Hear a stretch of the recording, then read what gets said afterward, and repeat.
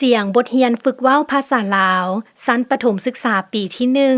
1 บทที่ 2 เว้าเกี่ยวกับการมีและบ่มี ข้อ 2 บทเรื่องเกี่ยวกับการมีและบ่มี บทเรื่องโรงแหลมสอ นางบัวมีสอ ลาวมีเจี้ย ลาวมีหยังลึบ ลาวบ่มีโรงแหลมสอ ข้อยมีสอ แต่บ่มีโรงแหลมสอ นางบัวไปห้านขายเครื่อง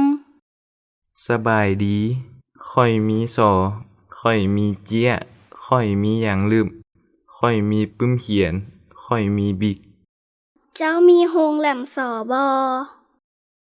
บ่ ข้อยบ่มีโรงแหลมสอ นางบัวไปห้านขายเครื่องบอนใหม่ สบายดี ข้อยมีสอ ข้อยมีเจี้ย ข้อยมีหยังลึบ